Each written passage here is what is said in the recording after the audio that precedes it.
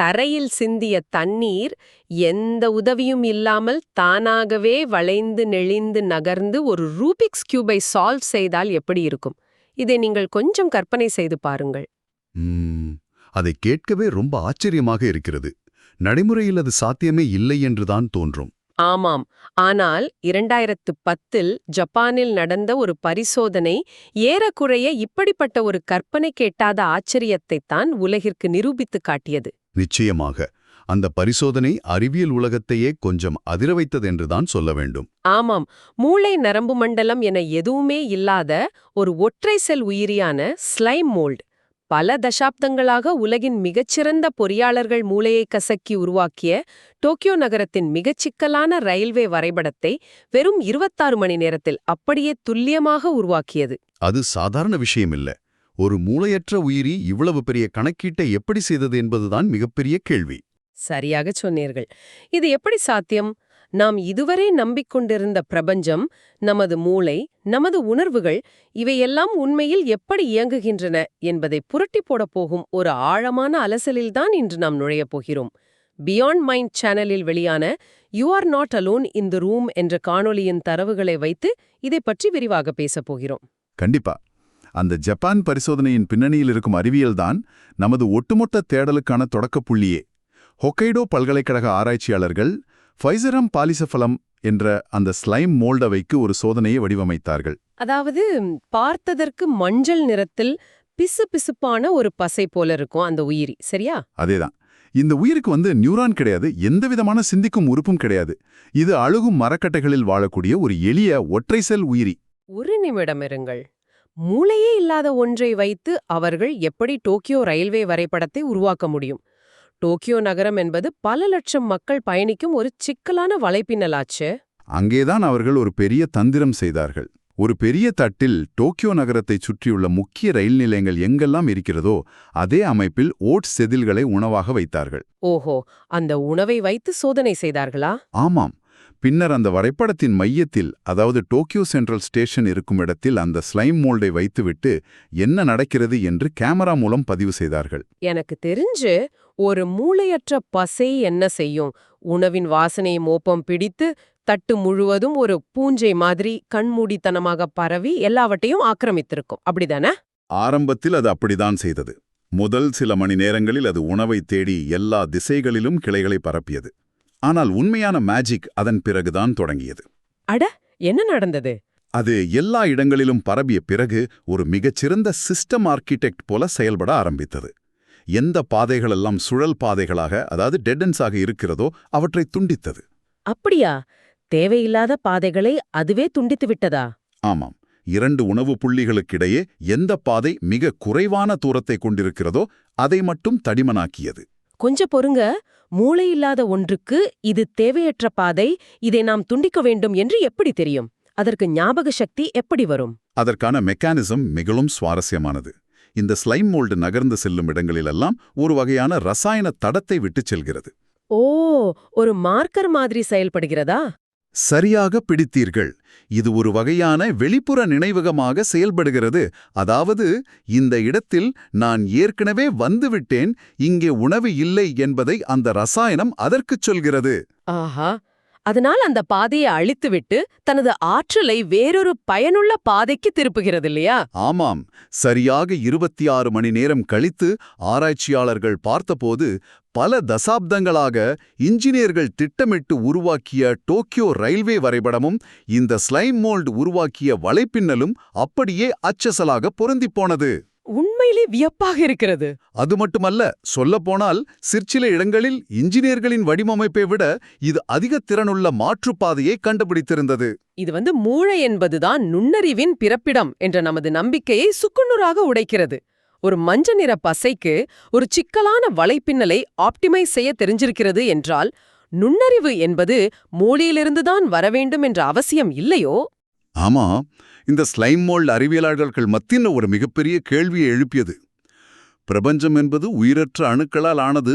அந்த அணுக்கள் பல பில்லியன் ஆண்டுகள் குருட்டுத்தனமாக மோதி ஒரு மனித மூளையை உருவாக்கிய பிறகுதான் சிந்தனை உணர்வு என்ற ஒன்று தோன்றியது என்றுதானே நாம் இதுநாள் வரை நினைத்துக் கொண்டிருந்தோம். ஆமாம், நமது பள்ளிகள் அப்படித்தானே சொல்லிக் கொடுத்திருக்கிறார்கள்.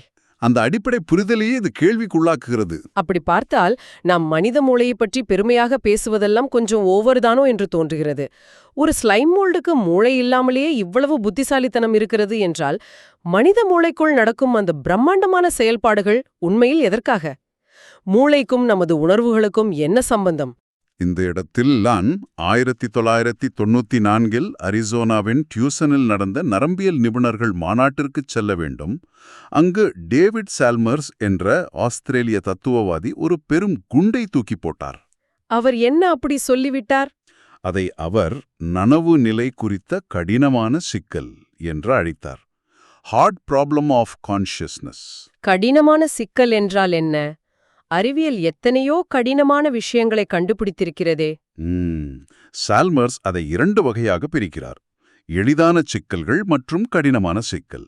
ஒரு மனிதன் தூங்குவதற்கும் விழித்திருப்பதற்கும் உள்ள வித்தியாசம், ஒரு தகவலை மூளை எப்படி சேமிக்கிறது என்பதையெல்லாம் அறிவியல் விளக்கிவிடும். ஆமாம், நியூரான்கள், சிக்னல்கள் என்று நிறைய விளக்கங்கள் இருக்கிறதே. அதுதான், ஒளியை எப்படி நமது காட்சிப்புரணி உள்வாங்கி நியூரான்களில் மின் சிக்னல்களாக மாற்றுகிறது என்பதையும் அறிவியல் சொல்லிவிடும். இதெல்லாம் எளிதான சிக்கல்கள். ஆனால் சால்மர்ஸ் கேட்கும் கடினமான கேள்வி இதுதான். சொல்லுங்கள். நீங்கள் ஒரு ரோஜா பூவை பார்க்கிறீர்கள், அதிலிருந்து வரும் ஒளி மூளைக்குள் சிக்னலாக மாறுகிறது என்பது சரி.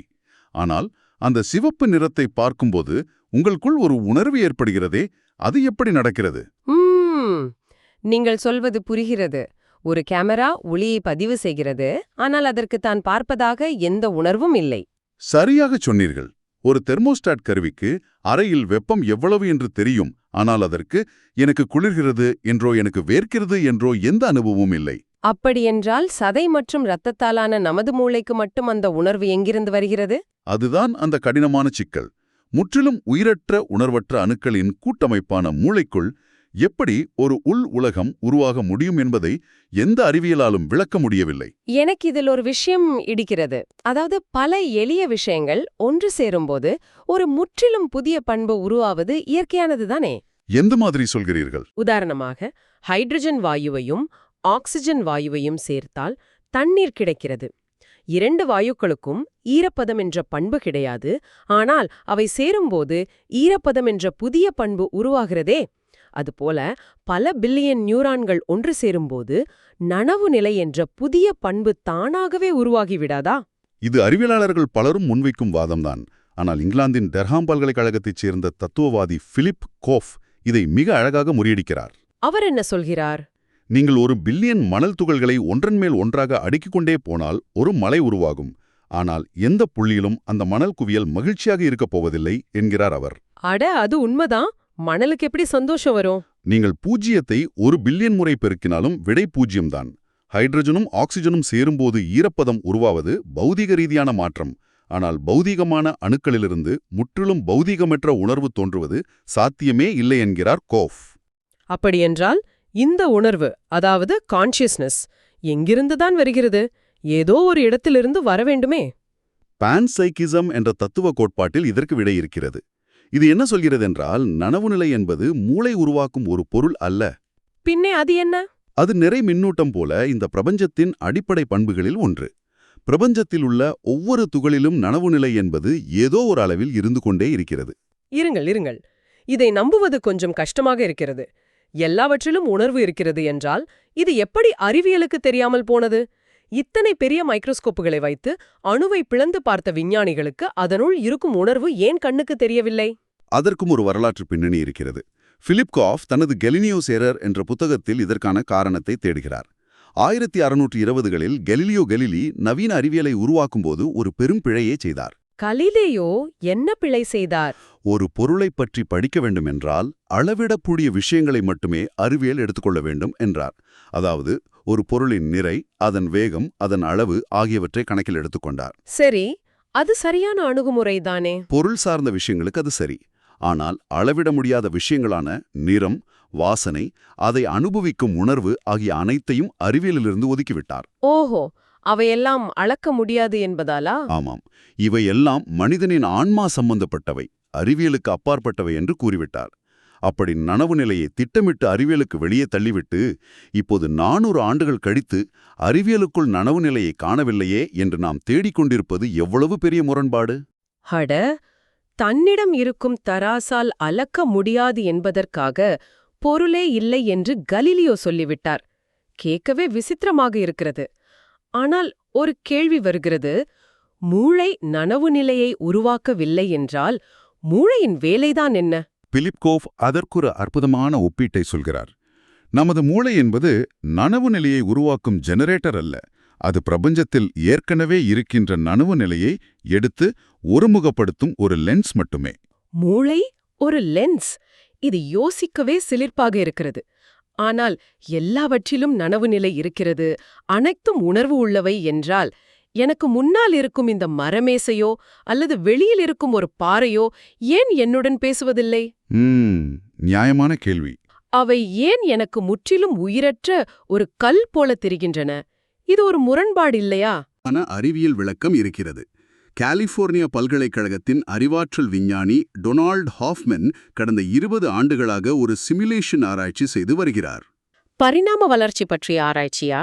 ஆமா, பரிணாம வளர்ச்சி என்பது ஒரு உயிரினத்திற்கு எதை கொடுக்கிறது என்பதை அவர் கேம் தியரி மூலம் கணித ரீதியாக சோதித்தார். அவர் கண்டுபிடித்த முடிவு உங்களை அதிர வைக்கும். என்ன முடிவு அது? பரிணாமம் என்பது உண்மையை நோக்கமாக கொண்டு ஒருபோதும் செயல்படுவதில்லை. அது பிழைத்திருப்பதையே நோக்கமாக கொண்டுள்ளது. சர்வைவல் தான் அதற்கு முக்கியம். ஒரு நிமிஷம், அது எப்படி சாத்தியம்? நாம் உலகை உள்ளபடி உண்மையாக பார்த்தால்தானே ஆபத்துகளிலிருந்து தப்பித்து பிழைத்திருக்க முடியும். ஒரு புலி வருகிறது என்றால் அதை உண்மையாக பார்த்தால்தானே நான் ஓட முடியும். ஹாஃப்மேன் இதை ஒரு கம்ப்யூட்டர் டெஸ்க்டாப் உதாரணத்தின் மூலம் மிக தெளிவாக விளக்குகிறார். உங்கள் கம்ப்யூட்டர் திரையில் ஒரு நீல நிற குப்பை தொட்டி ஐகான் தெரிகிறது, சரியா? ஆமாம், ட்ராஷ் ஐகான். நீங்கள் தேவையில்லாத ஒரு ஃபைலை இழுத்து அதில் போடுகிறீர்கள். அந்த ஃபைல் அழிந்து விடுகிறது. இப்போது சொல்லுங்கள், அந்த கம்ப்யூட்டருக்குள் நிஜமாகவே நீல நிறத்தில் ஒரு பிளாஸ்டிக் தொட்டி இருக்கிறதா என்ன? இல்லை, உள்ளே இருப்பதெல்லாம் வெறும் மைக்ரோசிப்கள், மில்லியன் கணக்கான டிரான்சிஸ்டர்கள் மற்றும் மின்சார சர்க்கியூட்டுகள் மட்டும்தான். சரியாகச் சொன்னீர்கள். ஒரு ஃபைலை அழிக்க வேண்டுமென்றால் நீங்கள் கம்ப்யூட்டருக்குள் சென்று எந்தெந்த டிரான்சிஸ்டர்களில் மின்னழுத்தத்தை மாற்றி அமைக்க வேண்டும் என்று தேடிக்கொண்டிருந்தால் ஒரு ஃபைலை அழிக்கவே உங்களுக்கு பல வருடங்களாகலாம். அது சாத்தியமே இல்லை. அதனால் அந்த சிக்கலான உண்மையை மறைத்துவிட்டு உங்கள் பயன்பாட்டுக்கு மிக எளிதான ஒரு ஐகானை கம்ப்யூட்டர் உங்களுக்கு தருகிறது. பரிணாம வளர்ச்சியும் இதைத்தான் நமது மூளைக்கு செய்திருக்கிறது. அப்படியென்றால் நார்க்கோ இந்த மரமும் மேசையும் அந்த புலியும் நிஜமாகவே அப்படி இல்லையா? அவையெல்லாம் வெறும் ஐகான்களா? ஆமாம், நிஜமான பிரபஞ்சம் என்பது நனவு நிலைகளின் மிகச் சிக்கலான எல்லையற்ற ஒரு வலைப்பின்னல். ஒரு புலி உங்களை நோக்கி வரும்போது அந்த புலியை அதன் நிஜமான குவாண்டம் நனவுநிலை வடிவத்தில் நீங்கள் பார்க்க ஆரம்பித்தால் என்ன நடக்கும் தெரியுமா? என்ன நடக்கும்? அதை உள்வாங்கி புரிந்து கொள்வதற்குள் புலி உங்களை சாப்பிட்டு விடும். அதனால் இது புலியோடு என்று உங்களுக்கு எளிதாக புரிய வைப்பதற்காக பரிணாமம் உருவாக்கிய ஒரு 3D ஐகான் தான் நீங்கள் பார்க்கும் அந்த புலியின் உருவம். இங்கேதான் விஷயம் மிகவும் சுவாரஸ்யமாகிறது. நாம் பார்க்கும் மரங்களும் பாறைகளும் நிஜமாகவே உயிரற்றவை அல்ல. அந்த பிரம்மாண்டமான நனவுநிலை யதார்த்தத்தை மறைத்து நாம் இந்த பூமியில் பிழைத்திருப்பதற்காக நமது மூளை உருவாக்கும் ஐகான்கள் மட்டுமே அவை. 100% உண்மை. ஒரு விர்ச்சுவல் ரியாலிட்டி ஹெட்செட்டை அணிந்து கொண்டு பரிணாமம் நமக்காக புரோகிராம் செய்த ஒரு வீடியோ கேமிற்குள் வாழ்ந்து கொண்டிருக்கிறோமா? அப்படியென்றால் அந்த விர்ச்சுவல் ரியாலிட்டி திரைக்கு பின்னால் ஓடிக்கொண்டிருக்கும் உண்மையான ஹார்ட்வேர் கோட் என்ன? நாம் பொருளாக பார்க்கும் ஒன்று நிஜத்தில் என்னவாக இருக்கிறது? இது ஒரு மிக முக்கியமான கேள்வி. இந்த மாயத்திரைக்கு பின்னால் இருக்கும் உண்மை என்ன என்பதை விளக்க கம்ப்யூட்டர் என்ஜினியரிங் பின்னணி கொண்ட தத்துவவாதி பெர்னாடோ காஸ்ட்ரூப் முன்வைக்கும் ஒரு கோட்பாட்டை நாம் புரிந்து கொள்ள வேண்டும். அது என்ன கோட்பாடு? அதை அனலிட்டிக்கல் ஐடியலிசம் என்று சொல்கிறார். அவர் என்ன சொல்கிறார் என்றால், பொருள் என்பது நனவு நிலையை உருவாக்கவில்லை. மாறாக ஒரு நனவு நிலையை, ஒரு உணர்வை வெளியே இருந்து பார்க்கும்போது அது எப்படி தெரியுமோ அந்த தோற்றம்தான் நாம் பார்க்கும் பொருள். ஒரு நிமிடம் கொஞ்சம் மெதுவாக சொல்லுங்கள். நீங்கள் சொல்வது எனக்கு குழப்பமாக இருக்கிறது. எனக்கு முன்னால் இருக்கும் இந்த மேசை உள்ளே ஒரு உணர்வை அனுபவித்துக் கொண்டிருக்கிறது. அதை நான் வெளியிருந்து பார்ப்பதால் எனக்கு மரக்கட்டையாக தெரிகிறது என்கிறீர்களா? மேசை என்ற பொருளாக அதற்கு எந்த உணர்வும் இல்லை. ஆனால் அதை ஒரு மனித மூளையை வைத்து புரிந்து கொள்வோம். ஒருவர் வருத்தமாக அழுது கொண்டிருக்கிறார் என்று வைத்துக் கொள்வோம். சரி. அவரை ஒரு பிரெயின் ஸ்கேன் மெஷினுக்குள் அனுப்புகிறீர்கள். ஸ்கேன் திரையில் என்ன தெரியும்? சாம்பல் நிறத்திலான மூளைச்சதையில் சில பகுதிகளில் ரத்தம் பாய்வதும் மின் சிக்னல்கள் மின்னுவதும் தெரியும். ஆமா, நரம்பியல் செயல்பாடுகள் தெரியும். வெளியே இருந்து பார்க்கும் அறிவியலாளருக்கு அது வெறும் பொருள் மற்றும் வேதியியல் செயல்பாடு. ஆனால் அதே வினாடியில் அந்த மூளைக்கு உள்ளே இருப்பவருக்கு அது மின் சிக்னல் அல்ல, அது ஒரு ஆழமான துக்கம் அல்லது வலி. ஆஹா, அப்படியென்றால் செயல்பாடு ஒன்றுதான், பார்க்கும் கோணங்கள் தான் வேறா? அதேதான். முதல் நபர் கோணத்தில் அனுபவிக்கும்போது அது உணர்வு. அதே உணர்வை மூன்றாம் நபர் கோணத்தில் வெளியே இருந்து பார்க்கும்போது அது பொருள், மேட்டர் என்று சொல்கிறோமே, அதுதான். ரொம்ப அழகாக சொன்னீர்கள். ஒரு ஆறு ஓடுகிறது என்றால் அது வெறும் உயிரற்ற நீர் மூலக்கூறுகளின் ஓட்டம் மட்டுமல்ல. அந்த ஆறு என்பது தனக்குள்ளே ஒரு ஆழமான நனவுநிலை செயல்முறையை கொண்டிருக்கிறது. அதன் வெளிப்புறத் தோற்றமே அந்த நீர். பிரபஞ்சத்திலுள்ள எல்லாமே இப்படிப்பட்ட நனவுநிலையின் வெளிப்பாடுகள்தான். ஆச்சரியமாக இருக்கிறது. இந்த டெஸ்க்டாப் ஐகான், மாயைத் திரை எல்லாவற்றையும் அறிவியல் மற்றும் தத்துவ ரீதியாக நாம் இப்போதுதான் பேசிக் கொண்டிருக்கிறோம். ஆனால் எப்பவாவது ஒரு மனிதர் இந்த விர்ச்சுவல் ரியாலிட்டி ஹெட்செட்டை கழற்றிவிட்டு அந்த திரைக்கு பின்னால் இருக்கும் உண்மையான பிரபஞ்ச நனவு நிலையை நேரடியாக பார்த்திருக்கிறாரா? பார்த்திருக்கிறார்கள். அப்படி பார்த்தால் ஒரு மனிதனுக்கு என்னாகும்? வரலாற்றில் அப்படி ஒரு மனிதர் இருந்தார். அவர் பெயர் அலெக்சாண்டர் குரோதண்டீக். அவர் சாதாரண ஆள் இல்ல, 20ஆம் நூற்றாண்டின் மிகச்சிறந்த கணித மேதைகளில் ஒருவர். 1966இல் கணிதவியலின் நோபல் பரிசு என்று கருதப்படும் ஃபீல்ட்ஸ் மெடலை வென்றவர். ஒரு மிகப்பெரிய கணிதவியலாளரா? அவர் என்ன செய்தார்? இயற்கணித வடிவவியலை, அதாவது அல்ஜிப்ராயிக் ஜியோமெட்ரிய அவர் முற்றிலுமாக மாற்றி எழுதினார். இயற்கணித வடிவவியலுக்கும் இந்த மாயத்திரையை உடைப்பதற்கும் என்ன சம்பந்தம்? இயற்கணித வடிவவியல் என்பது நாம் பார்க்கும் வடிவங்களுக்கு பின்னால் இருக்கும் கண்ணுக்குத் தெரியாத அடிப்படை சமன்பாடுகள் மற்றும் கட்டமைப்புகளை கண்டறியும் துறை. ஹாஃப்மேன் சொன்ன அந்த ஐகான்களுக்கு பின்னால் இருக்கும் உண்மையான கோடிங்கை தேடும் வேலை என்று வைத்துக் கொள்ளுங்கள். ஓஹோ, அந்த ஹார்ட்வேர் கூட அவர் தேடினாரா? ஆமா, குரோதண்டீக் இந்த தேடலில் எவ்வளவு ஆழமாக சென்றார் என்றால் 1970இல் தனது உலகப் புகழான வாழ்க்கையை முற்றிலுமாக துறந்தார். பிரெஞ்சு பைரனீஸ் மலைத்தொடரில் உள்ள லாசர் என்ற சின்னச்சிறிய கிராமத்தில் 25 ஆண்டுகள் எந்த மனித தொடர்பும் இல்லாமல் தனிமையில் வாழ்ந்தார். அவ்வளவு பெரிய மேதை ஏன் எல்லாவற்றையும் விட்டுவிட்டு போக வேண்டும்? அங்கு தனிமையில் என்ன செய்து கொண்டிருந்தார்? அவர் அங்கு ஒரு நீண்ட அங்கி போன்ற ஜெல்லாபா என்ற ஆடையை அணிந்து கொண்டு பல்லாயிரக்கணக்கான பக்கங்கள் கொண்ட மாபெரும் படைப்பை எழுதினார். அவர் சாதாரண மனிதர்களை விட்டு விலகி மரங்கள் மற்றும் செடிகளுடன் பேச ஆரம்பித்தார். செடிகளுடனா? இது கொஞ்சம் விசித்திரமாக இருக்கிறதே. அது மட்டுமில்ல, அவர் வீட்டிற்கு வந்த மிஷெல் கமிலரி என்ற புத்தக கட்டமைப்பு செய்பவரை பார்த்து அந்த சமையலறை மேசைக்கு மிஷெல்லின் கடந்த காலம் மற்றும் எதிர்காலம் பற்றி அவரைவிட அதிகமாக தெரியும் என்று கூறினார். இதை கேள்விப்பட்டால் அவருடைய சக கணிதவியலாளர்கள் அவர் பைத்தியமாகிவிட்டார் என்றுதானே நினைத்திருப்பார்கள். ஒரு மேசைக்கு ஒரு மனிதனின் எதிர்காலம் எப்படி தெரியும்? உலகத்தின் பார்வைக்கே அவர் பைத்தியக்காரர்தான். ஆனால் குரோதண்டீக் ஒரு முக்கியமான வரியை கூறினார். கணிதம் என்பது ஒரு கட்டடத்தைப் போல புதிதாக உருவாக்குவதல்ல, அது பிரபஞ்சத்தின் ஆழத்தில் இருப்பதை அமைதியாக கேட்பது என்றார். Listening to the universe. ஆஹா, கேட்பது என்றார். அவர் ஹாஃப்மேன் சொன்ன அந்த பரிணாமம் உருவாக்கிய டெஸ்க்டாப் ஐகான் திரையை தனது கணித அறிவால் கிழித்துக்கொண்டு வெளியே வந்துவிட்டார் என்றுதான் தோன்றுகிறது. அவர் அந்த மேசையை பார்த்தபோது அதை அணுக்களாலான உயிரற்ற பொருளாக பார்க்கவில்லை. பின்ன எப்படி பார்த்தார்? பான்சைக்கிசம் கூறுவது போல அந்த மேசைக்குள் உறைந்திருக்கும் ஒட்டுமொத்த பிரபஞ்சத்தின் நனவு நிலையை, அதன் நினைவுகளை அவர் நேரடியாக உணர்ந்திருக்கிறார். அவர் மாயையை கடந்து நிஜத்தை பார்த்தார். அட, அப்படியானால் அவர் பைத்தியம் ஆகவில்லை. நாம் அனைவரும் இன்னும் அந்த வீடியோ கேம் திரைக்குள் சிக்கி இருக்கிறோம். அவர் மட்டும் அந்த விளையாட்டிலிருந்து வெளியேறி உண்மையான உலகத்தை பார்த்திருக்கிறார். நிச்சயமாக. இதன் அர்த்தம் என்னவென்றால், நாம் பல நூற்றாண்டுகளாக நினைத்துக் கொண்டிருந்தது போல் நாம் ஏதோ தற்செயலாக உருவான ஒரு இயந்திர பிரபஞ்சத்தில் வாழும் அனாதைகள் அல்ல. இந்த பிரபஞ்சம் குருட்டுத்தனமான ஒரு இயந்திரம் அல்ல. ஆமாம், பிரபஞ்சம் ஒரு உயிரற்ற இயந்திரம் கிடையாது. பான்சைக்கிசம் சொல்வது போல் நாம் ஒரு உயிரற்ற கடலில் தத்தளிக்கும் தனித்தனி நனவுநிலை தீவுகள் அல்ல.